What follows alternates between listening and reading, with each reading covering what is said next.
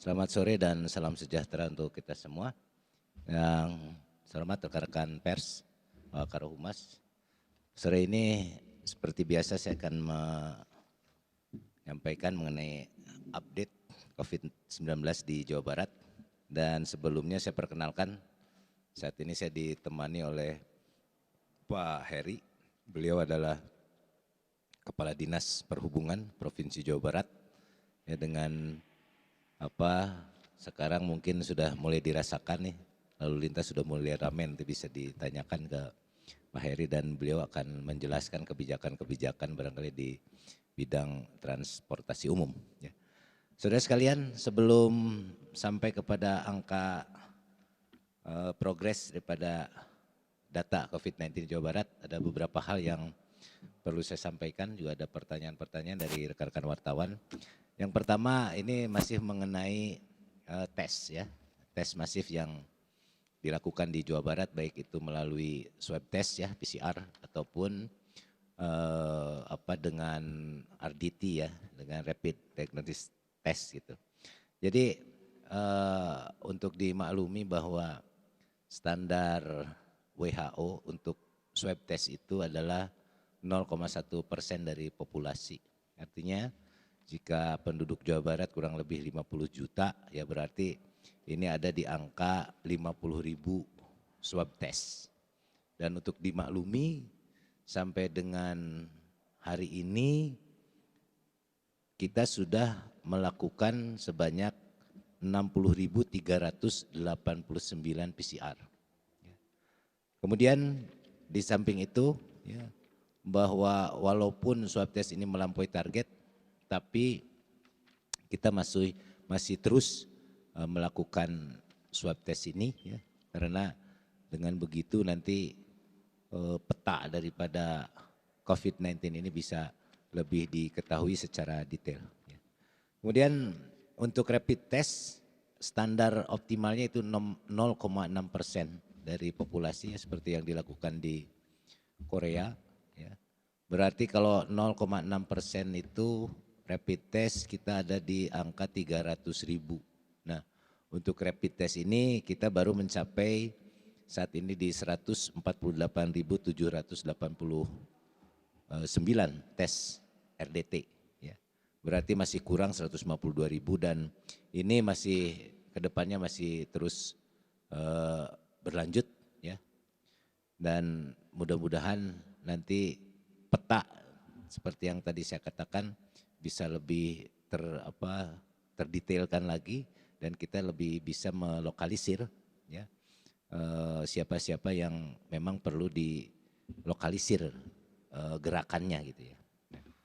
Kemudian mengenai angka PDP yang sembuh di Jawa Barat ya, berarti kalau yang sembuh, PDP yang sembuh itu sudah dia tidak dilakukan lagi pengawasannya ya.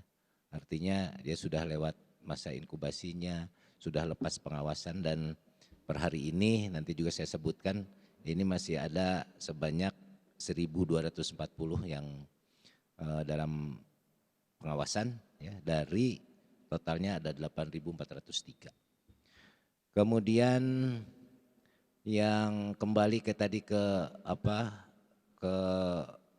RDT ya, dari 148.000 itu ada yang reaktif sebanyak 4.100. Kita juga bisa bagus lah ya dibandingkan jumlah penduduk dibandingkan dengan yang terpapar, kita masih sedikit, masih terkecil kalau secara nasional, karena masyarakat kita alhamdulillah kebanyakan sudah disiplin melaksanakan 3M plus ya, memakai masker, mencuci tangan, menjaga jarak ya, menghindari tangan menyentuh muka, kemudian juga menjauhi kerumunan dan selalu meningkatkan imunitas tubuh kita dengan cara mengkonsumsi makanan sehat dan juga tetap berolahraga.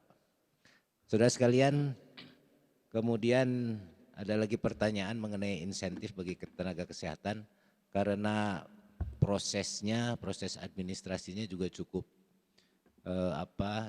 panjang ya. Jadi artinya sampai saat ini informasi yang saya dapatkan, insentif untuk tenaga kesehatan provinsi ini di Jawa Barat belum ada yang diberikan. Nah itu informasi barangkali ya. Dan selanjutnya saya ke data COVID-19 per hari ini tanggal 17 Juni pukul 13 yang terkonfirmasi positif ini sebanyak 2.662. Ada kenaikan 39 orang dari hari kemarin. Hari kemarin 2.623, sekarang 2.662. Kemudian yang meninggal tidak bertambah seperti kemarin, ada 162 orang. Dan yang sembuh bertambah 9 orang, sehingga hari ini tercatat total yang sembuh ada sebanyak 1.151 orang. Kemudian untuk PDP atau pasien dalam pengawasan, ini yang masih dalam pengawasan per hari ini ada 1.245 orang dari total 9.655 orang. Sedangkan ODP atau orang dalam pemantauan itu yang masih dalam pengawasan ada 3.046, berkurang dari kemarin. Kemarin yang dalam pemantauan masih 3.069, hari ini 3.046. Dari total ODP 52.852, berarti ada sebanyak 49.806 yang sudah lepas dari pemantauan. Itu barangkali update mengenai COVID-19 ini, dan selanjutnya kami persilahkan Pak Kepala Dinas Perhubungan, Pak Dr. Heri, untuk menyampaikan hal-hal yang perlu diketahui oleh publik ya terkait dengan kebijakan transport, kemudian juga pengendalian yang dilakukan oleh gugus tugas dalam rangka PSBB proporsional sesuai dengan level kewaspadaan yang ada di Jawa Barat yang berlaku insya Allah sampai dengan tanggal 26 Juni nanti. Maka kami persilakan Pak Heri. Baik, terima kasih Pak Daud. Rekan-rekan pers dan Bapak Ibu sekalian hadirin, izinkan saya menyampaikan beberapa hal yang perlu disampaikan kepada publik berkaitan dengan sektor transportasi, khususnya dalam masa fase-fase yang ditetapkan oleh pemerintah pusat, khususnya di sektor transportasi. Sebagaimana yang kita pahami bahwa saat ini sudah keluar ada Permenhub nomor 41 sebagai revisi atau penyempurnaan dari Permenhub atau PM nomor 18 tahun 2020 yang kemudian ditindaklanjuti oleh surat edaran setiap dirjen di Kementerian Perhubungan, dan khusus untuk surat edaran di sektor darat dan juga ASDP adalah surat edaran nomor 11 tahun 2020 yang merupakan pedoman dan petunjuk teknis bagi penyelenggaraan transportasi darat pada masa adaptasi kebiasaan baru untuk mencegah penyebaran virus COVID-19. Semua peraturan ini merefer kepada peraturan-peraturan sebelumnya yang masih berlaku dan juga merefer kepada surat edaran nomor 7 tahun 2020 Ketua Gugus Tugas Nasional terkait dengan pedoman penyelenggaraan perjalanan orang dan kendaraan selama masa pandemi COVID-19 ini. Beberapa hal di dalam surat edaran tersebut yang juga tentu akan kita acu adalah yang terpenting bahwasanya terdapat pembagian fase di dalam penyikapan kita dalam rangka adaptasi kebiasaan baru ini. Fase yang pertama atau fase 1 adalah disebut sebagai fase pembatasan bersyarat. Ini periodenya tanggal 9 Juni sampai tanggal 30 Juni. Jadi pada saat ini kita ada pada fase 1 dari sisi bidang transportasi, fase pembatasan bersyarat.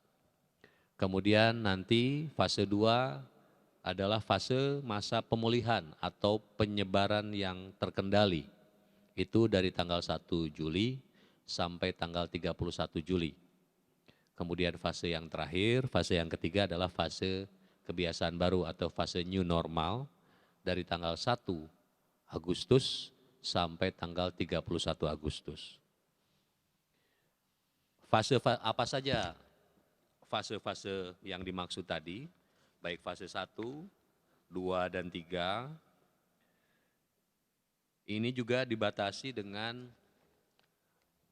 pembagian zona-zona. Sebagaimana kita pahami, pemerintah pusat menganut 4 pembagian zona level kewaspadaan, dari mulai merah, oranye, kuning, dan hijau. Sedikit berbeda memang dengan pemerintah Provinsi Jawa Barat, tapi pada prinsipnya sama. Mungkin ada beberapa penekanan yang beririsan, tetapi hanya masalah pembagian dalam rangka optimalisasi pelaksanaannya di daerah saja, sehingga ada sedikit perbedaan. 4 zona ini dibagi menjadi kategori. Kalau merah itu adalah penyebaran virusnya tidak terkendali. Transmisi lokal sudah terjadi cepat, wabah menyebar secara luas, ada klaster-klaster baru, masyarakat harus tetap di rumah, perjalanan tidak diperbolehkan. Itu di zona merah pemerintah pusat. Kemudian zona oranye, resikonya sedang, yaitu PSBB resiko tinggi penyebaran dan potensi virus tidak terkendali, transmisi lokal sudah terjadi dengan cepat, klaster-klaster baru mungkin bisa dipantau dan dikontrol melalui testing dan tracing yang agresif. Masyarakat disarankan tetap di rumah, physical distancing dilaksanakan. Kemudian jika di luar rumah semua aspek termasuk transportasi publik, perjalanan dengan protokol kesehatan diperbolehkan, itu di zona oranye. Kemudian zona kuning, resiko ringan, yaitu penyebaran terkendali, tetap ada kemungkinan transmisi lokal. Transmisi lokal tingkat rumah tangga bisa terjadi, klaster penyebaran terpantau dan tidak bertambah, masyarakat bisa beraktivitas di luar rumah dengan protokol kesehatan, physical distancing, dan jika berada di luar rumah, semua aspek termasuk transportasi publik, perjalanan harus dengan protokol kesehatan, ini diperbolehkan. Kemudian yang terakhir zona hijau, yaitu aman, yaitu resiko penyebaran virus tidak ada, tetapi tidak ada kasus positif. Penyebaran COVID-19 terkontrol, resiko penyebaran tetap ada di tempat-tempat isolasi, perjalanan diperbolehkan, physical distancing, aktivitas bisnis dibuka normal dengan penerapan protokol kesehatan yang ketat. Itu yang dimaksud dengan pembagian zona dikaitkan dengan pola pergerakan atau apa saja yang diperbolehkan secara umum, secara generalnya. Lalu di mana fungsi pemerintah daerah termasuk pemerintah Provinsi Jawa Barat dalam hal pengawasannya, bahwa pedoman dan petunjuk teknis mengenai perjalanan transportasi darat ini dan juga SDP ini dilakukan yang pertama oleh Kepolisian Negara Republik Indonesia, Polri dibantu oleh TNI, dan juga instansi yang bertanggung jawab di bidang transportasi darat untuk pergerakan orang berskala nasional. Selain itu khusus untuk Jabodetabek tentu ada BPTJ di sana, sehingga Badan Pengelola Transportasi Jabodetabek inilah yang melakukan pengawasan.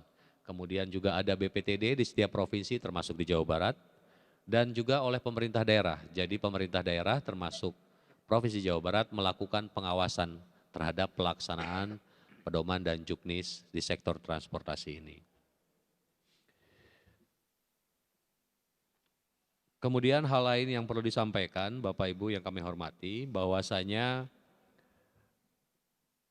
ada standar operasional prosedur di bidang transportasi darat yang terbagi menjadi berbagai, kalau lebih disederhanakan, terdiri dari berbagai aturan SOP untuk baik kendaraan bermotor umum kendaraan bermotor perseorangan, baik mobil maupun sepeda motor, baik sepeda motor pribadi maupun sepeda motor berbasiskan transportasi online, kemudian juga sarana-sarana dan prasarana lain di sektor transportasi seperti pengujian kendaraan bermotor dan juga terminal simpul-simpul transportasi terpadu, terminal untuk angkutan jalan, kemudian juga terminal penumpang dan lain sebagainya. Ini semua diatur di dalam Surat Edaran 11 tahun 2020 ini. Dan khusus berkaitan dengan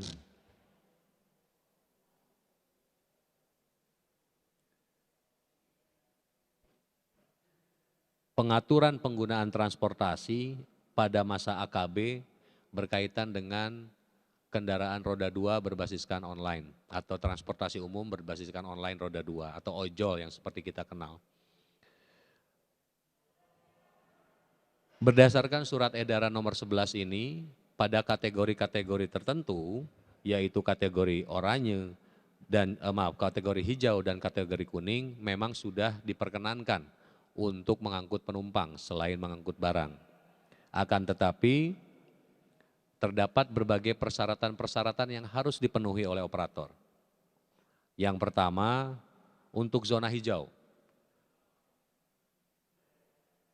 Ojek online atau ojol dapat beroperasi orang dan barang dengan syarat menggunakan disinfektan secara reguler, dalam artian ketika akan naik, penumpang akan naik, ketika penumpang akan turun, dan seterusnya.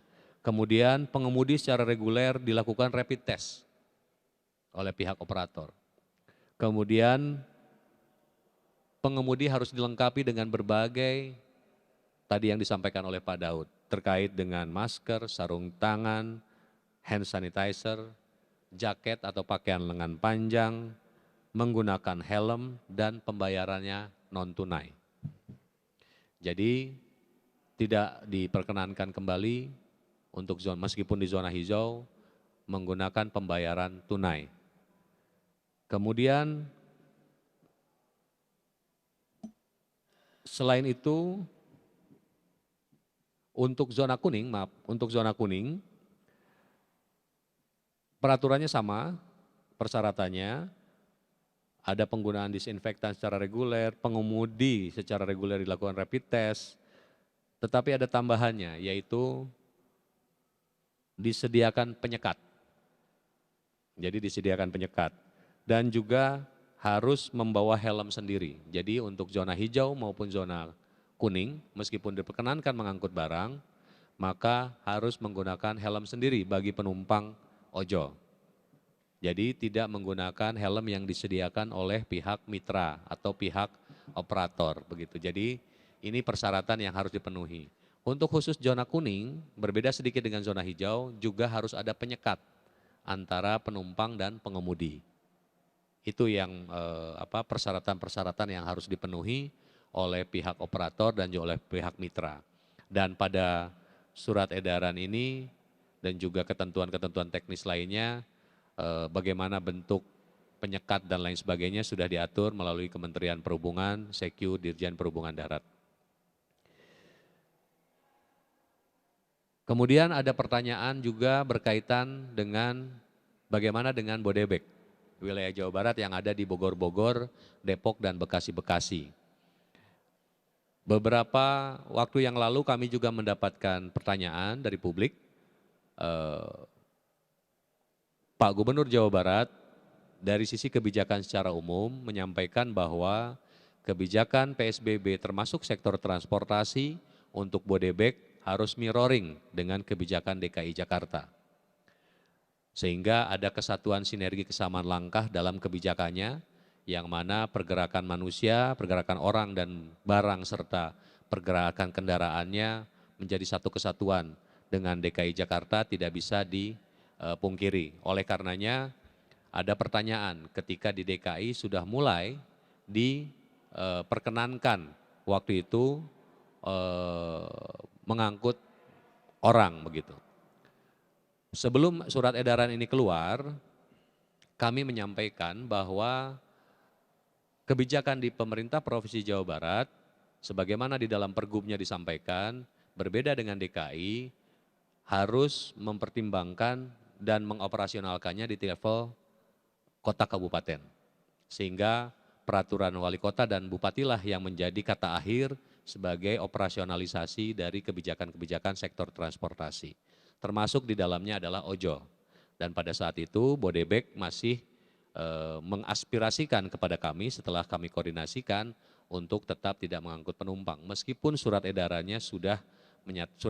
kementeriannya sudah menyatakan untuk zona-zona tertentu diperkenankan.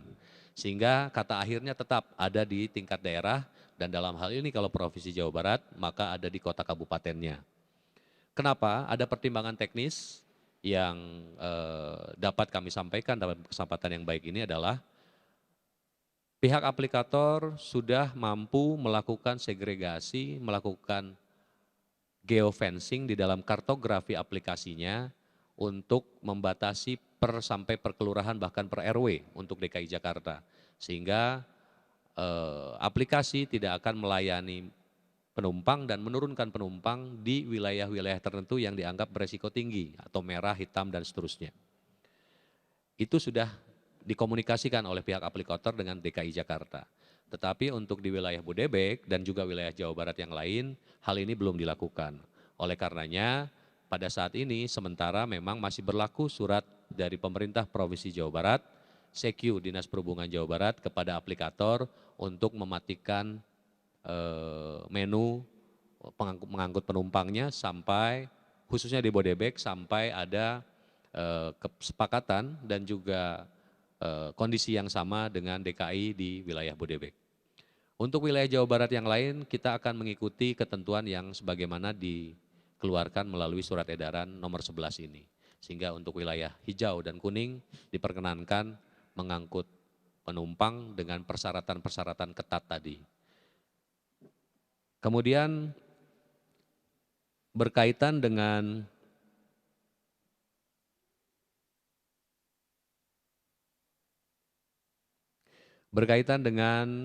apakah kita masih melakukan penyekatan bagi pergerakan orang dan juga kendaraan dari luar wilayah Jawa Barat dengan pertimbangan masih adanya resiko penyebaran ke dalam Provinsi Jawa Barat yang secara angka tadi sudah disampaikan oleh Pak Daud agar tidak menjadi meningkat kembali. Pendekatan dari penanganan pergerakan orang dan kendaraan ini tidak lagi berdasarkan pendekatan checkpoint dan juga penyekatan, tetapi lebih kepada pengendalian dan pengawasan di sarana dan prasarananya, sesuai dengan surat edaran nomor 11 ini. Jadi kita akan mengikuti ketentuan yang ada dalam surat edaran nomor 11, apa yang harus dilakukan untuk operator angkutan umum di armadanya, kemudian apa yang harus dilakukan oleh pengelola simpul transportasi, misalnya terminal dan penyeberangan, kemudian juga apa yang perlu kita lakukan sebagai regulator di pemerintah Provinsi Jawa Barat, apa saja yang harus disiapkan, misalnya perangkat-perangkat aturan yang harus kita siapkan lebih lanjut apabila diperlukan untuk menindaklanjuti Peraturan Menteri Perhubungan nomor 41 tahun 2020 dan surat edaran nomor 11-nya tadi. Itu yang bisa kami sampaikan dan peraturan-peraturan detailnya banyak sekali di sini. Apa saja yang harus dilakukan baik oleh para pengguna jasa transportasi publik maupun oleh operator. Jadi ketentuan-ketentuannya sudah lengkap, termasuk di dalamnya apa yang harus disediakan oleh operator di armada, apa yang harus dilakukan oleh operator terhadap kru, apa yang harus dilakukan oleh operator kepada calon penumpang, harus rapid test dan lain sebagainya, dan juga kelengkapan-kelengkapan sesuai dengan protokol kesehatan. Selain itu,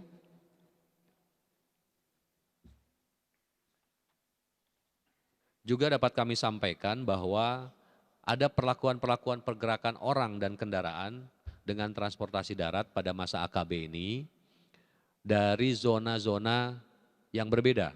Misalnya, apakah dari zona merah ke zona hijau, dari zona oranye ke zona kuning dan lain sebagainya, bagaimana ketentuannya.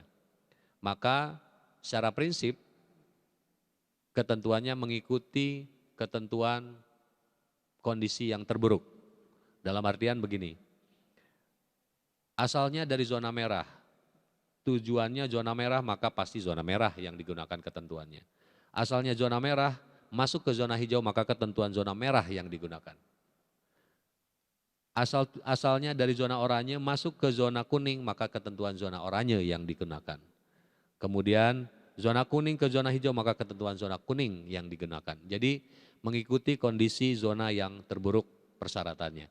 Itu yang dapat kami sampaikan berkaitan dengan bagaimana perlakukan pergerakan orang dan kendaraan antar zona-zona tadi. Berkaitan dengan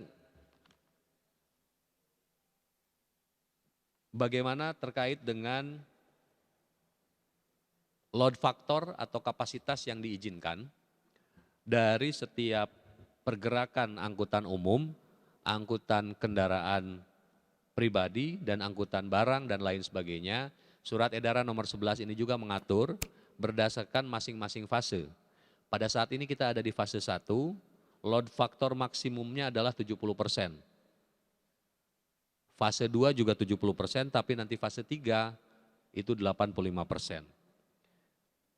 Kemudian itu meliputi semua zona, baik meliputi zona oranye, kuning, dan hijau. Tapi untuk zona merah, baik fase 1, fase 2, dan fase 3 masih dilarang beroperasi. Itu untuk angkutan umum. Sekali lagi disampaikan bahwa untuk angkutan umum, angkutan lintas batas, baik negara, angkutan antar kota antar provinsi, angkutan antar kota dalam provinsi, angkutan antar jemput antar provinsi, angkutan pariwisata, apabila di zona merah, di semua fase sampai fase 3 nanti masih tidak diperkenankan. Kemudian untuk oranye, kuning, dan hijau load faktornya maksimal 70% untuk fase 1 dan fase 2. Untuk fase 3 mulai meningkat menjadi 85%. Demikian juga untuk angkutan karyawan, demikian juga untuk angkutan taksi, sewa khusus, angkutan sewa umum, dan seterusnya, ketentuan-ketentuannya ada di dalam surat edaran ini. Khusus untuk angkutan taksi, angkutan sewa khusus, dapat kami sampaikan bahwa load faktornya setengah dari kapasitas atau 50%, baik di fase 1, fase 2, fase 3, bagi seluruh kategori zona, baik zona merah, zona oranye, maupun zona hijau. Dengan ketentuan-ketentuan berkaitan dengan kapasitas, misalnya kendaraan dengan kapasitas 7 atau 8 hanya dapat diisi oleh 4 dan seterusnya. Kemudian demikian juga dengan angkutan barang. Angkutan barang di setiap zona baik merah, oranye, kuning, dan hijau terdapat pembatasan jumlah penumpang. Karena sebagaimana kita ketahui bahwa meskipun angkutan barang tetap ada kursi penumpangnya, oleh karenanya ini juga dilakukan pembatasan. Dan paling banyak penumpangnya diperkenankan 2 orang termasuk pengemudi. Meskipun truk besar bisa berkapasitas 1, 2, 3, bahkan kadang-kadang dengan tempat duduk di belakang 2 baris bisa 4 begitu, tetapi dalam masa pengendalian COVID-19 ini hanya diperkenankan untuk 2 orang. Baik di fase 1, di fase 2 maupun di fase 3 nanti sampai bulan Agustus. Jadi kesimpulannya ruang istirahat pengemudi yang biasanya ada di belakang kursi pengemudi itu tidak diperkenankan untuk diisi.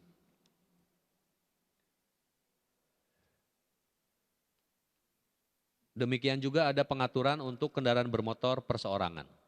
Saya kira untuk kendaraan bermotor perseorangan ini hanya melanjutkan saja sebagaimana apa yang sudah kita lakukan selama berbulan-bulan kemarin, baik untuk kendaraan pribadi maupun kendaraan roda 2. Untuk khusus ojol sebagaimana tadi sudah saya sampaikan.